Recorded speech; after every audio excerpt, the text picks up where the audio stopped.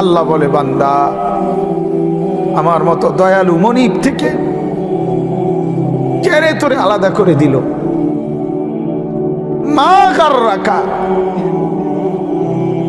আরে বান্দা আমার থেকে কেন আলাদা হলি? আমি কি অপরাধ করেছি? সারাদিন আসমানে আলো দিয়ে আমি অন্যায় করছি, আজ আবার রাতের বেলা ঘুমের পরিবেশের জন্য অন্ধকার করে দিয়ে আমি অপরাধ করছি?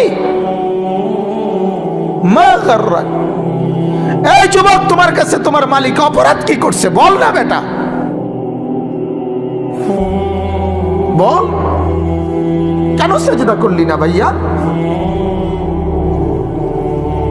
আল্লাহ তোমার কাছে কি অন্যায়টা করছে? কি অন্যায়, কি না দিছে মালিক? মা গাররাকা বিরাব্বিকাল কারীম, এটা আল্লাহর ডাক। আল্লাহ বলেন, বান্দা কে রে তোরে আমার থেকে আলাদা করলো? কেন রে তুই আমারে ছাড়লি? আমি কি দোষ করছি? হাদিসের মধ্যে আছে, লাইসা মিন ইয়াউমিন ইল্লা ইউরাদু আলা নবী সাল্লাল্লাহু আলাইহি ওয়াসাল্লাম আমালা উম্মতিহি গুদওয়াতান ওয়া আশিয়াতান। শোনো যুবক, আল্লাহর নবী বলেন প্রতিদিন দুইবার, সকালে একবার, সন্ধ্যায় একবার, আমার উম্মতের আমল আমি রাসূলের সামনে ফেরেশতারা পেশ করে। হায় হায়, নবীর সামনে তোমার নাম উচ্চারণ হয়, ফেরেশতা বলে, ইয়া রাসূলুল্লাহ একটা সেজদা দেয় নাই, একটা সেজদা, একটা সেজদা দেয় নাই। আল্লাহর নবী তখন বলে, হায় আমার উম্মত, আমার 23টা বছরের দিবানিশির এই মেহনতের কোনো কদর করলি না? 23 বছরের আমার এত কষ্টের কোনো কদর হলো না? হাসরের ময়দানে নবী, দোস্ত শুনেন, হাসরের ময়দানে আল্লাহর নবী তার পিঠ দেখাবে, পিঠ, নবী তার পিঠ দেখাবে, পিঠ দেখায়া বলবে, উম্মত দেখ আমার পিঠ, চালনির মতো ছিদ্র ছিদ্র করে ফেলছি। তায়েফের বাচ্চারা যখন আমার পাথর মারছে, ওই পাথরের আঘাত সইতে গিয়ে। সেদিন দেখবেন, সেদিন বুঝবা যুবক, নওজোয়ান, তোমাদের জন্য কাঁদার কেউ নাই, তোমাদের জন্য ভাবার কেউ নাই। মা বাপ ছেড়ে দিছে তোমারে, যা বাবা নষ্ট হয়ে যা। আহা, মোবাইলের হাতে ছেড়ে দিছে তোমারে, নষ্ট বন্ধুদের হাতে ছেড়ে দিছে তোমারে, যা বাবা পেটের ভুক লাগলে ভাত খাইয়ে যাইস, বাকি টাইম নষ্ট হয়ে যা। অভিভাবক ছেড়ে দিছে সন্তানকে, দুপুর বেলা বের হইছে রাত 10টা পর্যন্ত, কারো কোনো পেরেশানি নাই। মা বাবার, ছেলেটা কি হচ্ছে, কার সাথে উঠতেছে, বসতেছে, খাইতেছে, চলতেছে, কারো কোনো পেরেশানি নেই। এভাবে জিন্দেগি চলে না বাজান, এভাবে জিন্দেগি চলে না। এই জন্য আল্লাহ তাআলা প্রতিদিন ডাকে, আমার বান্দা আমি কি অপরাধ করেছি?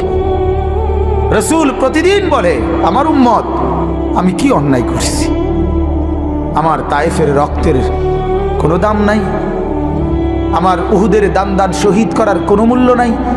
14 দিন আমি পেটে পাথর বেঁধেছি, আমার সেই পাথরের বাধা পেটের কোনো মূল্য নাই। আমি 3 মাস ঘরে চুলায় আগুন জ্বলে নাই, আমার সেই জীবনের কোনো মূল্য নাই। মুসলমানের ছেলেরা, মুসলমানের বাবারা, তোমরা তোমাদের আল্লাহকে চেনো, তোমরা তোমাদের রসুলকে চেনো। মোবাইল দিয়া হইলেও রবিকে চেনো, রসুলের জীবনী শোনো, তাইলেও ফায়দা হবে। এই জীবন এভাবে নষ্ট করো না ভাইয়া। আল্লাহ আমাদেরকে বুঝ দান করেন, আল্লাহ আমাদেরকে কবুল করেন, আল্লাহ আমাদেরকে ফিকির দান করেন। অনেক যুবক বসছো মাশাআল্লাহ, আল্লাহ যত ছেলে বসছো, আল্লাহ তোমাদের ঈমান আমলের দৌলত দান করেন। এই কলিজাটা যদি একবার আল্লাহ পছন্দ করে তোমার, তো ওই দিলে আল্লাহ তাআলা ঈমান আমল দিয়েই দেবে। এজন্য তুমি আল্লাহর কাছে বলিও, আল্লাহ আপনি আমাকে আপনার জন্য গ্রহণ করেন, আপনার দ্বীনের জন্য গ্রহণ করেন। চলেন আমি যে আয়াত পড়ছি এই আয়াতে আল্লাহ তাআলা বলেন, সূরা আনফালের আয়াত, ইয়া আইয়ুহাল্লাযীনা আমানু। ওই দিকে পিছনে তাকায়ও না ভাইয়া, পিছনে তাকায়ও না, এই আসো আসো। ইয়া আইয়ুহাল্লাযীনা আমানু, হে ঈমানদারগণ। এটা আল্লাহর ডাক। কার ডাক? আল্লাহর। ইয়া আইয়ুহাল্লাযীনা আমানু, এটা আমার মালিকের ডাক। মালিকের এই ডাকে পৃথিবীর সবচেয়ে বেশি মায়া। সন্তান যখন, মা যখন সন্তানকে ডাকে, ওই ডাকে যেতটুকু মায়া, বাবা সন্তানকে ডাকলে যতটুকু মায়া, আল্লাহর কসম এই ডাকের মধ্যে গোটা পৃথিবীর সবচেয়ে বেশি মায়া এর মধ্যে। ইয়া আইয়ুহাল্লাযীনা আমানু, হে ঈমানওয়ালা। আল্লাহ বলেন, বান্দা তুমি কালেমা পড়েছো, তুমি নিজেকে মুসলমান পরিচয় দিয়েছো, আমি আল্লাহ খুশি হলাম, তোমার ঈমান গ্রহণ করে নিলাম। আমি আল্লাহ এই কারণেই তোমাকে ঈমানদার বলে ডাক দিলাম। এটা প্রমাণ করে যে আল্লাহ আমার ঈমান গ্রহণ করছে। বলেন আলহামদুলিল্লাহ। ইয়া আইয়ুহাল্লাযীনা আমানু, এই শব্দটি কোরআনুল কারীমের মধ্যে মোট 89 বার আছে। 89, 8, 9, 89 বার আল্লাহ তাআলা 89 বার আমাদের ঈমানদারদেরকে ডাক দিয়ে দিয়ে বলছেন। কি বলছেন? দারুণ কথা। আল্লাহ বলেন, বান্দা তোমার ঈমান আমি গ্রহণ করলাম, এজন্য তোমাকে ঈমানদার বলে ডাক দিলাম। এবার তোমারে এরকম ঈমানদার বলে ডাক দিয়ে কিছু আমলের কথা বললাম, এই কাজগুলো তুমি ঠিকমতো করবা, আমার জান্নাত আমি আল্লাহ তোমারে বুঝাই দেব। ঈমানওয়ালার জন্যই জান্নাত। জান্নাত আল্লাহ বানাইছেন কার জন্য? আমাদের জন্য। এই যে আপনারা যারা বসছেন এখানে, ছোট বড় একের বিশ্বাস আল্লাহ তাআলা জান্নাত বানাইছে আমাদের জন্য। কাদের জন্য ভাইয়া বলো না?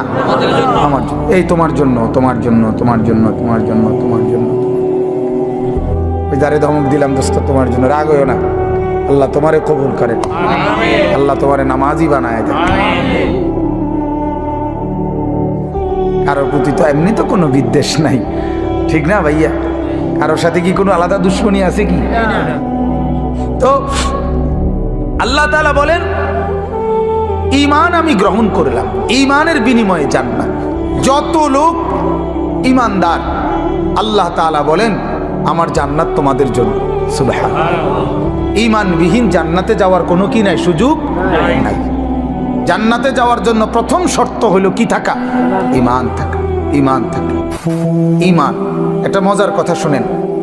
আমাদের খতিবে আজম মুনাজিরে জামান আল্লামা নুরুল ইসলাম অলিপুরি দামাত বারাকাতুহু, হযরতের বয়ানে আমি শুনছি।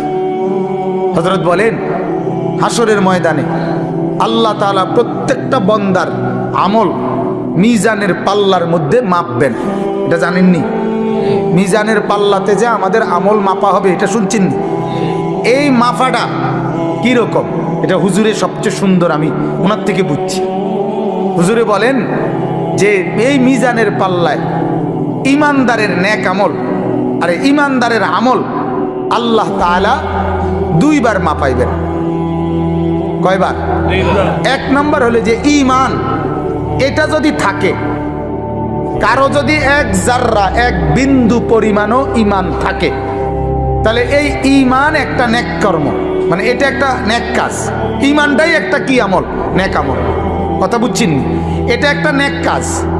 তো আল্লাহ পাক রব্বুল আলামিন এক পাল্লার মধ্যে তার পুরা জিন্দেগীর গুনাহ এটার মধ্যে উঠাবে। আরেক পাল্লার মধ্যে প্রথমত শুধুমাত্র ঈমানটা, এটা একবারে বিন্দু পরিমাণ হোক, সরিষার দানা, মিসকালা হাব্বাতিন মিন খারদাল। কোরআনেও আছে, হাদিসেও আছে, আল্লাহ বলছে, নবীজিও বলছে, সরিষার দানা পরিমাণ ঈমানটুকু যারা আছে, এটাই আল্লাহ তাআলা আরেকটা পাল্লার মধ্যে ফেরেশতারা রাখবেন। তাহলে এক পাল্লার মধ্যে কি? গুনাহ। আরেক পাল্লার মধ্যে শুধু ঈমানটা। এই শুধু ঈমানটা রাখার কারণে গুনার পাল্লা যদি 7 আসমানের চাইতে ভারী হয়, গুনার পরিমাণ যদি 7টা পৃথিবী বরাবরও হয়, তারপরেও এই ঈমানের এই সামান্যটুকু সমস্ত গুনার পাল্লার চাইতে ঈমানের পাল্লা ভারী হবে। আর ফেরেশতা ঘোষণা দিবে, তুমি চিরস্থায়ী জাহান্নাম থেকে মুক্তি পাইলা, খুলুদ ফিন্নার, অর্থাৎ তুমি চিরস্থায়ী জাহান্নামী হবে না। এখন ফেরেশতা বলবে, তবে দাঁড়াও, তোমার ফয়সালা এখনো শেষ হয়েছে না। প্রথমত তুমি এই নিশ্চয়তা পাইলা যে তুমি চিরস্থায়ী কি না, জাহান্নামী না। তবে এখনই ডাইরেক্ট জান্নাতে যাইবা নাকি একটু ঘুরাইন লাগবো, এইটা একটু কাম বাকির আছে। তখন ওই ঈমানটাকে সরাইয়া তার বাকি যত নেক আমল, নামাজ, রোজা, হজ, যাকাত, ওযু, গোসল, দান, সাদাকা, জিকির, তাসবিহ, তেলাওয়াত, আরো নেক আমল আছে না, এই নেক আমলগুলো এবার ওই পাল্লাতে রাখা হবে। এই পাল্লিতে রাখলে ঈমান, আরে নেক আমল এইবার আবার টান দিবে। আবার টান দিলে এইবার যদি নেক আমলের পাল্লা গুনার পাল্লার চাইতে ভারী হয় তো এখনই জান্নাত। মানে এক ঈমানের কারণে তো প্রথমে কি হয়ে গেছে, বরাদ্দ আসিল, এখন বাকি নেকের পাল্লাও গুনার চাইতে কি ভারী। এইবার আল্লাহর পক্ষ থেকে ফেরেশতারা বলবে, তুমি ডাইরেক্ট এদিক দিয়া এন্দে গিয়েই উঠবা, উঠলেই দেখবা জান্নাত, মানে ডাইরেক্ট জান্নাত। আর যার নেকিগুলো রাখার পরে গুনার পাল্লা ভারী হবে, তাকে বলা হবে, তুমি প্রথমত জাহান্নামে যাও, জাহান্নামে এই গুনার সমপরিমাণ শাস্তি ভোগ করার পর তারপরে ওই যে প্রথম ঈমানটুকু থাকার কারণে, ওইটুকুর কারণে তুমি জান্নাতি হবা। তো তবে আযাব ভোগ করে এরপরে ওই ঈমানের কারণে তোমাকে আবার জান্নাতে নিয়ে আসা হবে। তাহলে ঈমান কত বড় নিয়ামত। ঈমান এক নম্বরে, প্রথমত ঈমানের সাথে নেক আমল যদি ভারী হয় তাহলে সরাসরি জান্নাতে নিয়ে যাবে। আরেকবারে ঈমানের সাথে যদি গুনার পাল্লাও ভারী হয় তাহলে জাহান্নামের আযাব ভোগ করাইয়া হলেও ঈমান তাকে জান্নাতে আনবেই আনবে। এখন এখানে দুই কথা আমাদের, আপনাদের জন্য আমার। এক কথা হইল সর্বদাই খেয়াল রাখা ঈমান যেন আমার চলে না যায়। এটা সর্বোচ্চ একজন মানুষের সবচেয়ে বেশি খেয়াল রাখা দরকার, ঈমান যেন আমার চলে না যায়। আমার শায়েখ আল্লামা মুফতি মুশতাকুন নবী সাহেব বলে, মাঝে মাঝে বুকে হাত দিয়া বলা দরকার, নিজের ঈমান পরীক্ষা করা দরকার, আছে তো ঈমান, চলে গেল না তো, হারায় গেল না তো। ঈমান কিন্তু চলে যায়। ঈমান কি হয়ে যায়? চলে যায়। কুফরি করলে ঈমান চলে যায়, শিরিক করলে ঈমান কি হয়ে যায়? ক্ষতিগ্রস্ত চলে যায়। তাহলে এই জন্য একজন মুমিনের উচিত, একজন মুসলমানের উচিত নিজের ঈমানের পাহারাদারি করা, যেন আমার ঈমান চলে না যায়, কুফরি যেন না হয়। কিন্তু আমরার দুর্ভাগ্য হইল ঈমান যায় কেমনে, কুফরি হয় কিভাবে, শিরিক হয় কিভাবে, এটাও তো আমরা জানি না। ইসলামকে তো আমরা এত সহজ মনে করি, এত সস্তা মনে করি। আমরা অনেক মানুষ মনে করে এই যে হুজুররা এত কিছু লইয়া কি করে। হুজুররা, বহুত লোক আছে যে হুজুররা কেন বাংলা, অঙ্ক, ইংরেজি, পদার্থ, জীব বিজ্ঞান, রসায়ন বিজ্ঞান, পৃথিবীর এই অত্যাধুনিক যান্ত্রিকতার এই যুগে এগুলো কেন পড়ে না? হুজুররা করে কি? সামান্য একটু কোরআন শরীফ আর মসজিদের ইমামতি, এটুকু নিয়েই ব্যস্ত আছে কেন? আহা, বদনসিব, বদনসিবে মনে করছে কোরআন মানে এই সামান্য একটু শুধু পড়ার, কোরআন মানে এটা তেলাওয়াতেরই শুধু কিতাব। অথচ এই কোরআন যে জামিউল উলুম, পৃথিবীর সমস্ত জ্ঞানের মূল ভান্ডার এই কোরআন। তাহলে আল্লাহর কসম, ভারতের এক বড় বুজুর্গ ছিলেন সৈয়দ আবুল হাসান আলী আন-নদভী রাহমাতুল্লাহ আলাইহি। তিনি বলেন, পৃথিবীর সবাই অবসর পেতে পারে, কিন্তু আলেমে দ্বীন যারা, মাদ্রাসায় পড়ে যারা, আল্লাহর কোরআন আর রসুলের সুন্নাহ পড়ে যারা, তাদের 24 ঘন্টায় কোনো অপশন নাই। কারণ জীবনের যত শাখা, মাদ্রাসার দায়িত্ব, আলেমের দায়িত্ব, সকল শাখায় দিক নির্দেশনা দেওয়া। চাকরি, ব্যবসা, লেনদেন, কৃষি, ক্ষেত খামার, আয় রোজগারের যত মাধ্যম, মানুষের জীবন চলার যত মাধ্যম, লেনদেন, সামাজিকতা, আচার অনুষ্ঠান, বিশ্বাস, ইবাদত, আমল, হাঁটা চলা, খাওয়া পড়া, আহার নিদ্রা, হাসি কান্না, রাত দিন, অজু গোসল, যা কিছু আছে সমস্ত ব্যাপারে মানুষকে দিক নির্দেশনা দেওয়া একমাত্র উলামায়ে কেরামের দায়িত্ব, আর কারো না। ডাক্তারের দায়িত্ব সব বিষয়ে কথা বলা না, ইঞ্জিনিয়ারের দায়িত্ব সব বিষয়ে কথা বলা না, কিন্তু আলেমের দায়িত্ব ডাক্তারকেও প্রেসক্রিপশন দেওয়া, ইঞ্জিনিয়ারকেও প্রেসক্রিপশন দেওয়া, কৃষিজীবী, ক্ষেত খামার, দিন মজুর, শিক্ষিত মূর্খ প্রত্যেককে ইসলামের মাসআলা বলা, শরীয়তের বিধান বলা আলেমের দায়িত্ব। তাহলে এত বড় ভারী জিম্মাদারি যার কাঁধে, তার আবার অবসর কিসের? আমি আজকে আমার সাথে এক মাওলানা আছে, ওই মাওলানা কই, এই মাওলানারে আমি কালকে রাতেও বলছি, মাওলানা দিনের কাজ করতে চান না? দিনের কাজ করতে হলে রাত 2টা আর দিনের 2টা বরাবর মনে করতে হবে। রাতের 2টা এবং দিনের 2টা বরাবর মনে করবেন যে ইমানদারের আলেমে দিনের কোনো অপশন নেই। রাত 2টায়ও দিনের 2টায়ও উম্মত যখনই দ্বীনের জন্য কোনো তাকাজা পেশ করবে রেডি থাকতে হবে। এটা হলো আমাদের জিন্দেগি। অতএব আমি আপনাদের কাছে এটা বুঝাইতে চাইলাম, ঈমানের ব্যাপারে আমরা অবশ্যই জানা দরকার। কি কারণে আমার কুফরি হয়, কি কারণে আমার শিরিক হয়? আমাদের কাছে এই দ্বীনের তালিম তো নাই, তালিম নাই। আমরা বহু মুসলমান নিজেদেরকে স্বাভাবিকভাবে মুসলমান মনে করি। অনেক লোক আছে নিজেদেরকে নামাজিও মনে করে, নামাজ পড়েও মাশাআল্লাহ, কিন্তু নামাজের মাসআলা, ওযুর মাসআলা, হালাল হারামের মাসআলা, জায়েজ না জায়েজের মাসআলা, পাক নাফাকের মাসআলা, পবিত্রতা অপবিত্রতার মাসআলা, এগুলোর ব্যাপারে ফিকির নেই, কোনো ফিকির নেই। তাইলে আপনি ভাবেন, যদি এই ব্যাপারে ফিকিরে না থাকে, যদি কোনো আচরণে কোনো কথাবার্তায় আপনার কুফরি হয়, তখন আপনি তো জানেন না আপনার ঈমান যে চলে গেছে, আপনার তো খবরও নেই। বলেন নাউজুবিল্লাহ। এজন্য আমার ভাই, আল্লাহ পাক রব্বুল আলামিন আমাদেরকে বললেন, আমার বান্দা তোমার সবচেয়ে বড় নিয়ামত তোমার ঈমান, আর এটা যেহেতু তুমি পেয়েছো, আমি আল্লাহ খুশি হইছি, এজন্য তোমারে আমি তোমার পক্ষে, আমার পক্ষে ঈমানওয়ালা বলে ডাক দিছি। তুমি আমার দলভুক্ত, অতএব তুমি লক্ষ্য রাখবা আমার দল থেকে যেন তুমি ছুটে না যাও। আল্লাহ আমাদেরকে হেফাজত করে। আমার ভাই, ঈমানের তালিম নেওয়া দরকার। এই যে দাওয়াত ও তাবলীগের সাথীরা সারা পৃথিবী জুড়ে ঈমান ও আমলের তালিম দেয়। সকাল দুপুর বিকেল রাত সারাক্ষণ একই কথা বলে, ভাই ঈমানের মেহনত নিয়ে কথা বলা হবে, ঈমান আমলের মেহনত নিয়ে কথা বলা হবে। মানে কি?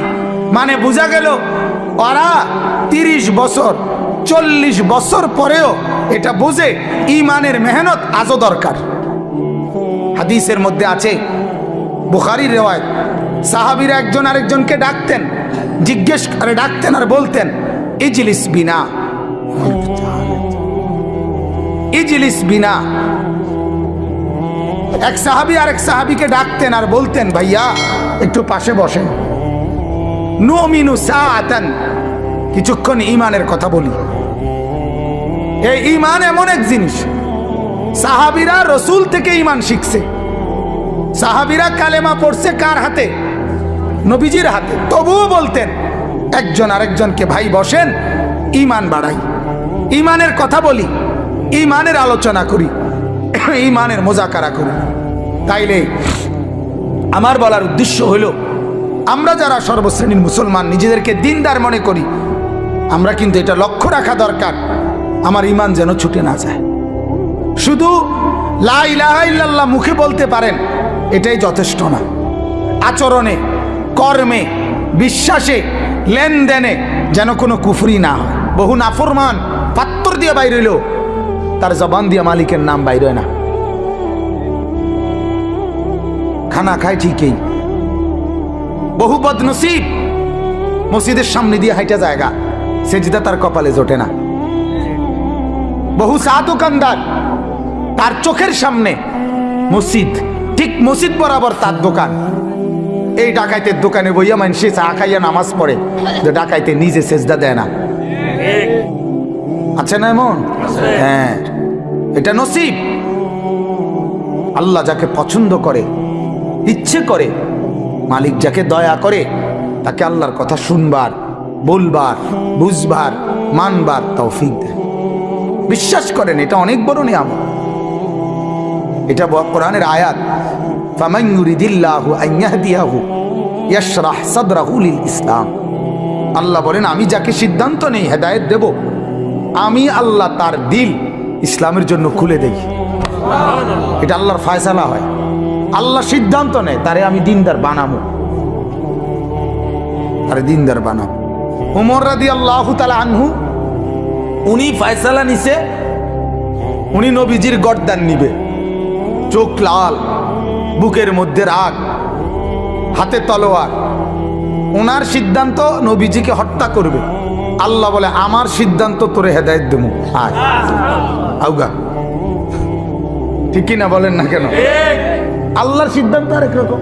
তো মালিক বলে, আও আগাও আগাও, সাই জামা জুমা বদলাইও না, এলো। এই অবস্থাতে রব্বুল আলামিন হেদায়েত দিছে। সুবহানাল্লাহ। ইয়া মুকাল্লিবাল কুলুব সাব্বিত কলবি আলা দীনিক। এই দোয়ার মধ্যে ব্যাখ্যায় আছে, নবীজি বলছে, প্রতিটা মানুষের কলব, দিল আল্লাহর কুদরতি দুই আঙ্গুলের মাঝে থাকে। ইন্না কুলুবাল ইবাদ বাইনা ইসবাআইনি মিন আসাবিআর রহমান। প্রত্যেকটা মানুষের দিল আল্লাহ তাআলার কুদরতি দুই আঙ্গুলের মাঝে থাকে। ইউকাল্লিবুহু কাইফা ইয়াশা। আল্লাহ যেভাবে ইচ্ছে ওই দিল বদলাইতে পারে। আল্লাহ চাইলে উলট পালট করে দেয়, আল্লাহ তাআলা চাইলে দিল বদলায় দেয়। এই জন্য ওমরের শক্ত দিল, পাষাণ দিল আল্লাহ বদলায় দিছে, তো নরম দিল হয়ে গেছে, নরম দিল। এই জন্য কোরআনুল কারীম আছে, ওয়ালামু আন্নাল্লাহা ইয়াহুলু বাইনাল মারই ওয়া কলবিহি। আল্লাহ তাআলা বলেন, ও আমার বান্দা, মনে রাখো, তোমার দিলের তামান্না আর আমার ফয়সালা দুই রকম হয়ে যায়। আরেক অর্থ হইল যে তোমার দিলের ইচ্ছা আর আমার দিল বদলানো ভিন্ন হয়ে যায়। তুমি ইচ্ছা করছে একরকম, আমি তোমার ব্যাপারে দিল বদলাই দেই ভিন্ন রকম। এজন্য আমার অনুরোধ, প্রত্যেক দিন বলি, জুমার বয়ান যখনই আর মসজিদে যাবেন, একেবারে শুরুর থেকে, এই যুবক ভাইরা, তোমরাও অনেক ছেলে, তোমরা মসজিদে যাও ভাই, ঠিক আছে, কিন্তু বারান্দায় বসে থাকো, ধাক্কা ধাক্কি করো, রসিকতা করো। আরে দোস্ত, জিন্দিগি কতক্ষণ রসিকতা করলে? আমার শুধু এই কথাটা বুঝাও, আসলে রসিকতা কি কোনো টাইম টেবিল নাই? আর বিনোদনের কেকের কোনো টাইম টেবিল নাই। একটা মানুষকে সারা দিনে ধাক্কা ধাক্কি, এই নিজেদের মধ্যে আনন্দ ফুর্তি, এ তামসা করতে মন চায়, এটা কতক্ষণ? কতক্ষণ ভাল লাগে? একজন মানুষের কতক্ষণ ঘুম যাইতে মনে করে? একজন মানুষের কতক্ষণ তামসা করতে মন চায়? এটার কি কোনো লিমিট নেই? এক সপ্তাহ পরে তুমি, এক সপ্তাহ তো তোমার মসজিদে দেখা যায় নাই, একটা সপ্তাহ পরে শুক্রবারে আধা ঘন্টা টাইমের জন্য আল্লাহর ঘর মসজিদে আসছো, শয়তান তোমারে তখনও কামড়ায়? ইবলিস কি তখন তোমারে তখনও ছাড় দেয় না? তখনও তুমি বারান্দাত বসে বসে ধাক্কা ধাক্কি করো, ঠেলাঠেলি করো। আশ্চর্য কথা। তাহলে আল্লাহর কথা কখন শুনবা ভাইয়া? আখিরাতের কথা কখন শুনবা? কেমনে বললে বুঝবা? কিভাবে বললে বুঝবে এরা? অনেক মুরব্বী আছে, এই মুরব্বী, অনেক কিছু মুরব্বীরও আছে বদভ্যাস, বসে বসে মসজিদে গিয়া ইমাম সাহেব জুমার বয়ান করে, সামনের কাতার দখল করে থাকে, কিন্তু বইবে জিমা এরম করে, বইয়ে বইয়া জিমা। জিমান কেন? আমার মসজিদে তো কোনো বুড়া, 200 বছরের বুড়াও জিমাইতারে। জিমানির সিস্টেমে নাই, ডরেও তো চোখ বন্ধ করে না, শতবদ নাই। শতবদ করবে কেন? আপনি আসছেন আল্লাহর ঘরে, শুনবেন না কেন? মনোযোগী হবেন না কেন?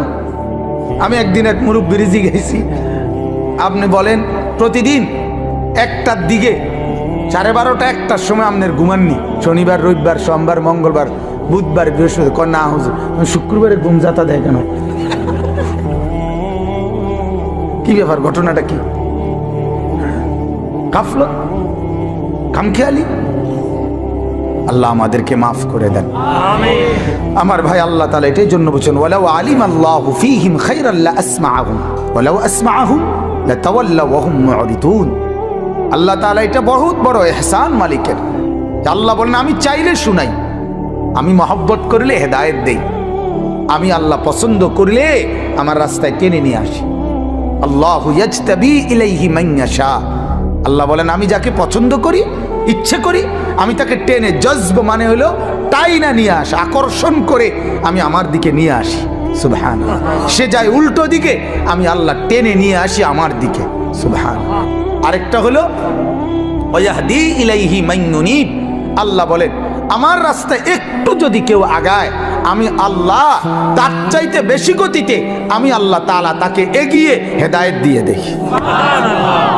এটার উদাহরণ আমরা ওস্তাদদের মুখে এভাবে শুনছি যে মা যখন তার ছোট ছেলেকে হাঁটা শিখায়, বাচ্চাকে, তখন মা একটু দূরে বাচ্চাটাকে দাঁড় করাইয়া এরপরে এই পাশ থেকে মা বলে, আব্বু আসো, আসো আসো আব্বু, একটু একটু আসো। তো বাচ্চা 2 কদম 3 কদম দিয়েই বাচ্চাটা পড়ে যায়, ঠিক না? মা তখন দৌড়াইয়া গিয়া মহব্বত করে, আদর করে কোলে তুলে নেয়, এরপরে আদর করে চুমা দেয়। রব্বুল আলামিন যখন বলে, আমার বান্দা আমার রাস্তায় 2-4 কদমই আগাও, 2-4 কদম আগাইলেই আমি আল্লাহ নিজে আগায় গিয়ে তোমার কোলে তুলে নেব। সুবহানাল্লাহ। আদর করব, আমি আদর করব। আমার শায়েখ আল্লামা মুফতি মুশতাকুন নবী সাহেব বলে, বান্দা যখন সেজদা করে, আল্লাহ তখন বান্দাকে আদর করে যেন পিঠে এবং মাথায় হাত বুলায় দেয়। হাত বুলায়, আনিস আসছো না, সেজদা করলা, খুশি হইলাম, আদর করে বুলায়। আল্লাহর পেয়ারা বান্দারা মালিকের স্পর্শ পায়। সুবহানাল্লাহ। মালিকের স্পর্শ পায়, মালিকের অস্তিত্ব কলিজার মধ্যে অনুভব করে, দিলের মধ্যে অনুভব করে। হাদিসের মধ্যে আছে, রাসূলুল্লাহ সাল্লাল্লাহু আলাইহি ওয়াসাল্লাম একদিন নামাজের মধ্যে তেলাওয়াত করতেছিলেন। নামাজে কোরআন শরীফ পড়ে না, তেলাওয়াত অবস্থায় একটু সামনে আগায় গেছে, আবার পিছায় পড়ছে। নামাজ শেষ করছে, আর সাহাবীরা জিজ্ঞেস করলেন, ইয়া রাসূলুল্লাহ কি করলেন এটা? তো আগায় আবার পিছায় গেলেন। আল্লাহর নবী বলেন, সাহাবীরা জান্নাতের ফলের কথা, জান্নাতের এই আয়াত যখন পড়তেছিলাম, তো আমি দেখছিলাম যে জান্নাতের ফলের গাছ আমার সামনে দাঁড়ানো। এই জন্য একটু আগায় গেছিলাম, মন চাইছিল ফলের একটা থোকা খুলুম, মানে সিরালমু। আবার ভাবলাম এটা তো দুনিয়া, এই জন্য ছিড়ি নাই, আর আবার পিছায় পড়ছি। মানে এমন ভাবে দেখছে, এমন ভাবে দেখছে। আল্লাহ রাসূল সাল্লাল্লাহু আলাইহি ওয়াসাল্লামের সাহাবীরা বলতেন, রাসূলুল্লাহ সাল্লাল্লাহু আলাইহি ওয়াসাল্লাম যখন সেজদা দিতেন, সাহাবীরা বলেন, আমরা শুনতাম, নাসমাউ লাহু আজিরান কা আজিরিল মিরজান। আল্লাহর নবীর সাহাবীরা বলেন, ডেকচির মধ্যে পানি গরম করলে, উতরাইলে যেরকম ডগডগ আওয়াজ করে, গড়গড় আওয়াজ করে, সাহাবীরা বলেন আল্লাহর নবী সেজদার মধ্যে এভাবে কাঁদতেন, আমরা তার কলিজার ভেতরে এই ডেকচির উত্তপ্ত গরম পানির ডগডগে আওয়াজের মতো শুনতে পেতাম। কি নামাজ পড়তেন, কেমন সেজদা করতেন। আল্লাহর নবীর স্ত্রী আম্মা জান আয়েশা রাদিয়াল্লাহু তাআলা আনহা বলেন, মাঝে মাঝে আল্লাহর নবী যখন সেজদা করতেন তাহাজ্জুদে, রাত গভীরে, এত লম্বা সেজদা করতেন, এত লম্বা সেজদা দিতেন।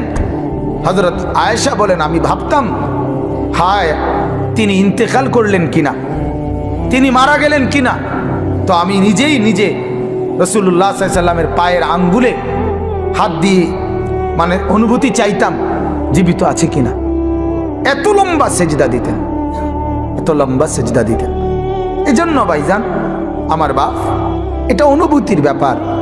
আল্লাহর রাস্তায় আসতে পারা, আল্লাহর কথা শুনতে পারা, দ্বীনের আয়োজন করা, আল্লাহর কথা বলতে পারা, কোরআনের একটা মজলিসের ইন্তজাম করা, হ্যাঁ, অনেক বড় ইহসান ও করম ছাড়ার কিছু।